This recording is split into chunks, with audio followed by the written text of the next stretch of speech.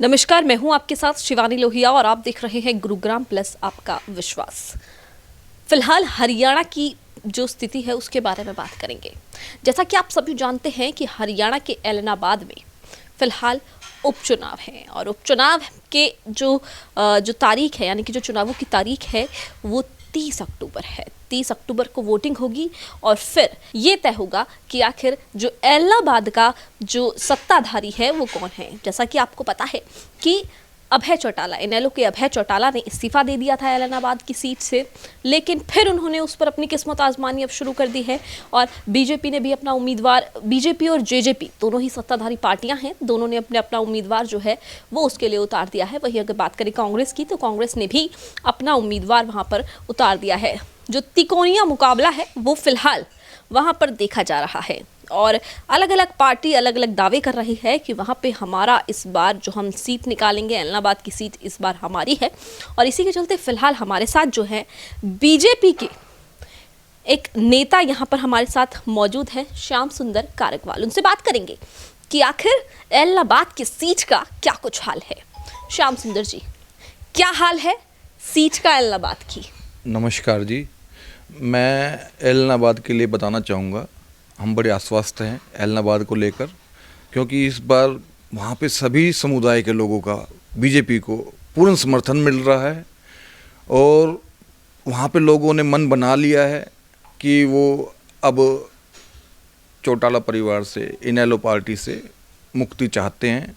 जो वहाँ पे भय का माहौल था वो अब ख़त्म होने जा रहा है और अब वो सब मिलकर, कुछ खुलकर भी आ रहे हैं सामने, कुछ साइलेंट भी हैं, वो सब मिलकर बीजेपी को वोट देंगे और बीजेपी को ही जिताकर हरियाणा में भेजेंगे।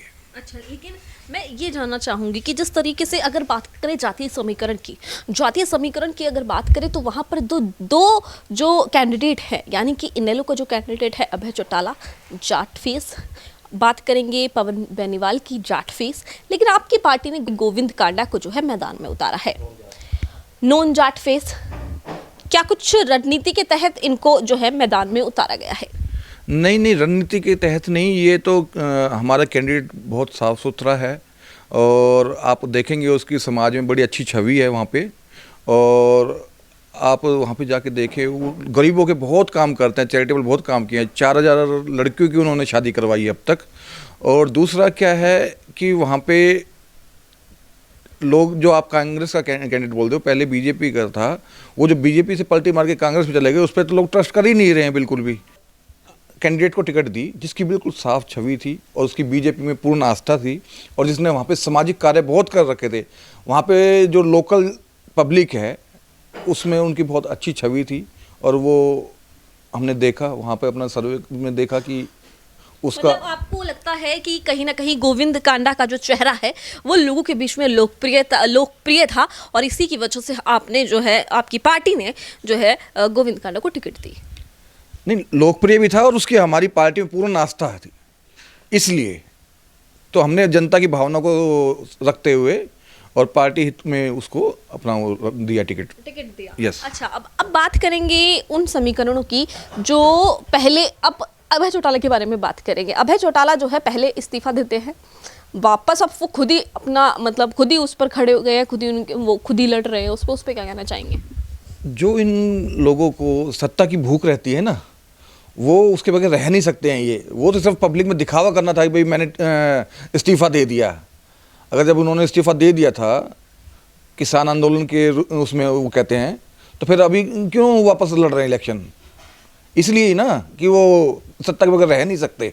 मतलब आपका कहना है कि जो सत्ता की भूख है वो अभय चौटाला के अंदर है और इसी के चलते जो है उन्होंने फिर से लोगों के बीच में पहले एक कहते हैं कि एक नाटक किया और फिर उसके बाद फिर से चुनावी मैदान में आ गए। बिल्कुल जी, बिल्कुल सही बात है, ये सबके सामने है।